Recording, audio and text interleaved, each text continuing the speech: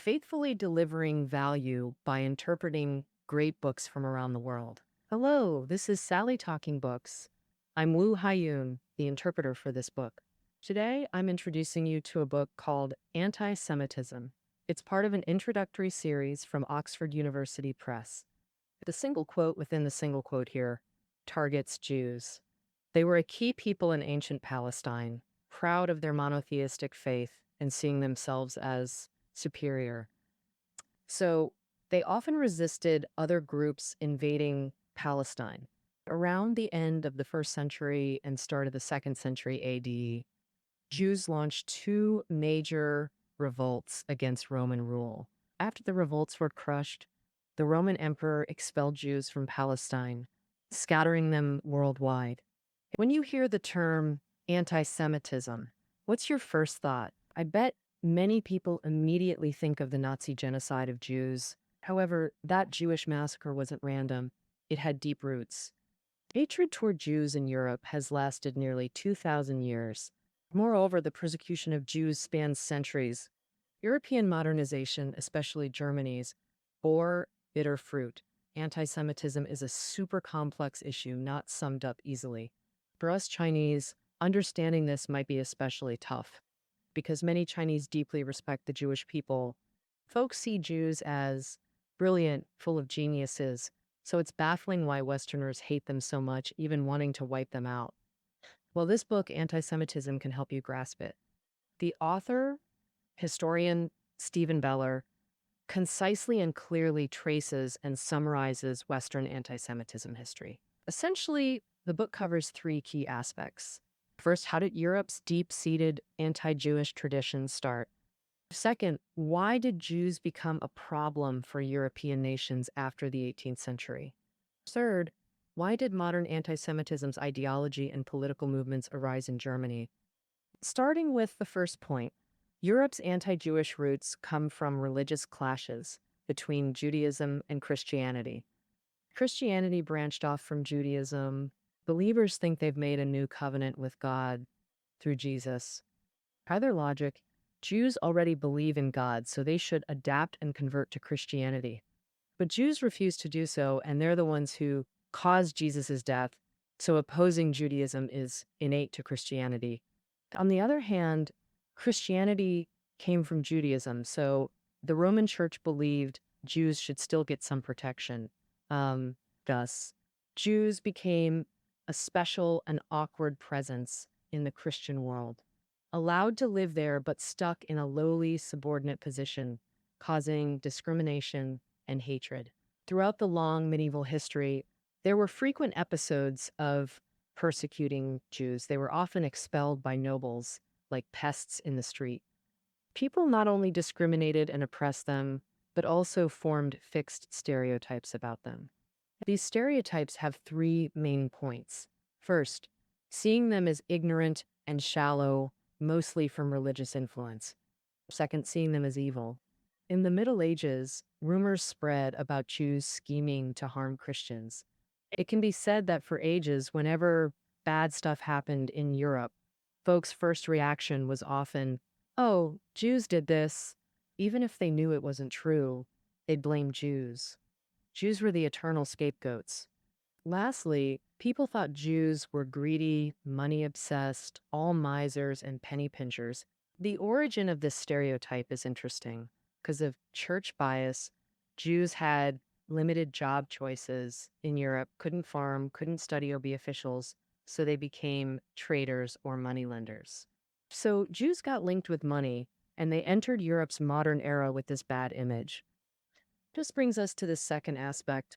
Why did Jews become a problem for European nations after the 18th century? It can be said that until the mid-18th century, European Jews still lived apart in their own communities, at the bottom socially, paying special taxes and facing oppressive bans. There's so many years Jews lived like this, but by the mid to late 18th century, Europeans started feeling this wasn't okay. Why? Because by then, Europeans had gone through the Enlightenment, scientific advances, humanitarianism, and major revolutions. A free, secular, anti-Catholic culture had swept across Europe. Deep down, Christians might still hold biases against Jews, but their reasons suppressed these prejudices. This rationality believed a modern society must tolerate diverse beliefs. The Europeans' attitude shift also came from practical concerns. By modern standards, a quasi-independent group like Jews stuck out problematically in nation-states. Since Jews posed an issue, it needed solving. How to solve it? More Europeans believed Jews should be fully integrated into their respective countries and societies. Thus, starting in the 19th century, Europe launched the Jewish emancipation movement. The movement began smoothly in Western Europe, where Jews were unconditionally accepted as citizens, participating in all national, social, cultural, and political aspects. Take Britain. As a modernization pioneer, it already had relaxed social conditions and open politics in the 18th century. Society protected absolute private property rights and recognized every individual's pursuit of happiness. In such a society, Jews were naturally accepted. A British Jew named Disraeli best shows this inclusion. Disraeli became London's first Jewish mayor in 1855, then the first Jew in Parliament in 1858. Later in 1874, he became Britain's first Jewish prime minister. Jews could also buy land, earn noble titles, and marry into blue-blooded aristocracy. The famous British show Downton Abbey featured such plots, but in Eastern Europe, Jewish emancipation faced barriers. Jews weren't seen as citizens unless they converted. Take Tsarist Russia. Its Jewish policies were discriminatory, repressive, and often violent. In the 1880s, pogroms against Jews even erupted in Jewish quarters within Russia. The situation was similar elsewhere in Eastern Europe. We've covered both the Western and Eastern parts. Now let's examine the Central region. In Central Europe's modernization, the Jewish question remained a powerful issue. This was partly due to the large Jewish population here, but also because Central European nations, especially Germany, pursued modernization with strong state centralization and authoritarian statism. This leads us to the book's third section. Why did modern anti-Semitism's ideology and political movement emerge in Germany? In Germany, thorough discussions occurred about how Jews should integrate into the nation and society. The conclusion: Jews wanting equal civil rights must offer something in exchange.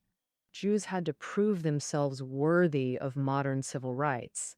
Thus, they must abandon Jewish lifestyles and become modern like Germans. Jews almost unresistingly accepted this. Community leaders urged modernization, advising against business careers in favor of prestigious fields like medicine, arts, journalism, and academia. Jews believed fulfilling these promises to become useful modern citizens would earn German society's acceptance. These Jewish efforts appeared highly successful. So, in the late 18th century, most German Jews were poor and marginalized, except a few wealthy financiers. But by the late 19th century, apart from some rich financiers and industrialists, most were middle class with education levels far exceeding average Germans. Many exceptional figures emerged among Central European Jews, like Marx, Einstein, Freud, Kafka, Mendelssohn, and others. And incidentally, the Chinese perception of Jewish brilliance and genius largely stems from Central European Jews' relentless self-improvement and self-validation in the 19th century. After a century of effort, Jews in Central Europe experienced dramatic social and economic elevation, gaining prestige and status. Yet, Jews maintained their religious identity, cultivating national pride and asserting their faith in strikingly visible ways. The massive Eastern-style synagogues increasingly appeared on streets of Berlin, Vienna, and Budapest. This transformed Jewish religious identity from private belief to public visibility. In other words, despite excelling at modernization, Jews didn't assimilate or disappear. In German and Austrian societies, they remained a distinct group. even more conspicuous than before. If Central Europeans once mainly despised Jews, that attitude now became resentment, a far deadlier emotion. Among Central European nations, Germany's approach to the Jewish question injected new elements into traditional anti-Semitism, birthing modern anti-Semitism, that insane ideology and political movement. Now let's explore why Germany specifically, not other European nations. Germany initiated the Holocaust last century. Freezing 3 feet takes more than one cold day. Peeling back layers. First, 19th century Germany's mainstream culture almost universally bore anti-Semitic marks. In other words, during German modernization, culture labeled as distinctly German was essentially anti-Semitic. First, philosophy. Mainstream German philosophers fueled anti-Semitism with theories. Fichte, waving patriotism's banner, claimed Jews eroded Germany and should be expelled. Schopenhauer believed life will govern the world, while Jews lacked pure will, nearly submitting. And Nietzsche, logically, his hatred for Christianity should have aligned him with Judaism. Yet Nietzsche saw Christianity preaching servility originating from Judaism's Old Testament. Artists followed suit, epitomized by Wagner, who viciously attacked Jewish contemporaries like Meyerbeer and Mendelssohn, accusing them of mechanical imitation over sincere expression. Wagner also fiercely criticized the commercialization of German music, claiming it was corrupted by Jewish musicians. Their ingrained greed made them pander to audiences composing artificial, shallow tunes. Wagner's anti-Semitism was so intense, he even wrote a book called Judaism in Music. Led by cultural elites, Germany launched wave after wave of attacks against Jews. The first attack focused on Jews being too rational and too modern. Some might say rationality and modernity don't sound so bad, right? But remember, Germany's mainstream cultural trend then was irrationalism. Thinkers like Schopenhauer, Nietzsche, Wagner, and later Heidegger championed this irrationalism against British industrialism and French Enlightenment, targeting Jews as symbols of instrumental reason. When Germans attacked Jews for being too rational and modern, it was like getting shot while lying down, utterly unavoidable. Why? Because for a century, they'd followed Enlightenment ideals of progress and liberalism. Their words, actions, and dreams centered on becoming qualified, useful, rational, modern citizens. That was literally their ticket into German society, wasn't it? Yet their efforts to integrate became accusations, truly give a dog a bad name and hang him. So German anti-Semites attacked Jews in rationality and modernity's name for a while. But later they realized opposing modernity entirely was impossible. It's an unstoppable tide where those who adapt thrive. They shifted tactics, claiming Jews represented inferior, shallow, or evil modernity, the second attack wave. Specifically, Jews embodied destructive industrial capitalism, unchecked growth creating evil urban centers that ravaged idyllic countryside. Utterly heinous. This evil Jewish modernity also included Marxist socialism, branded Jewish socialism by German anti-Semites. It's not just because Marx himself was Jewish, but also because many Jews held left-leaning political views and actively joined social democratic movements. So capitalism and socialism, these sworn enemies, ended up being called Jewishness by German anti-Semites. Just sounds unbelievable, even downright absurd, but that's how it was back then. Get this, and you'll see why during 282, both the Soviet Bolsheviks and America joining the war were seen by Hitler as Jewish conspiracies. As Germany pushed hard into modernization, attacks on Jews got fiercer and the language turned more modern, using trendy scientific terms like from Darwinian biology, with race becoming key in Germany's third wave of anti-Semitism.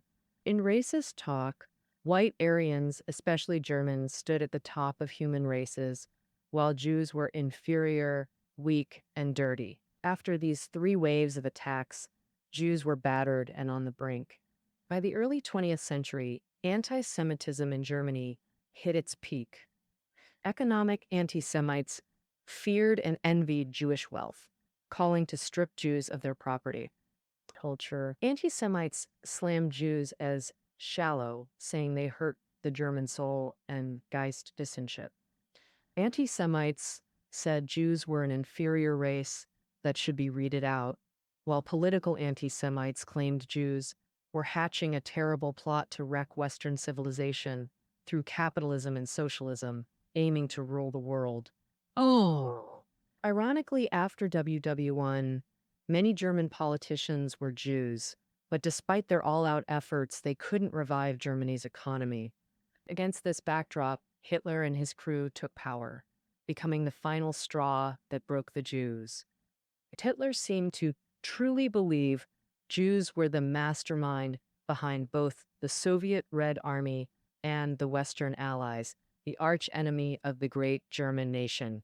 What's more, he and top Nazis were true believers in racial science, thinking that removing Jews would purify and improve a healthy European race.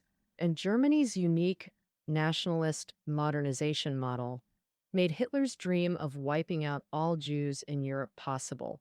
The Nazi Party not only resolutely executed the Führer's orders, but also demonstrated chilling efficiency in massacring Jews. Undeniably, the Nazi Holocaust contained modern elements, executed through highly industrialized systems with terrifying efficiency. Anti-Semitism's history reveals that modern anti-Semitism, peaking in the Holocaust, was fundamentally a product of German-style modernization, a state merging nationalism, racism, and totalitarianism. As a product of modernization, preventing such tragedies requires a free, inclusive, pluralistic socio-political system. In such a system, people must tolerate and support differences, with every minority group's rights fully protected and respected. All right, that concludes our exploration of anti-Semitic. Reading notes are below the audio. See you tomorrow.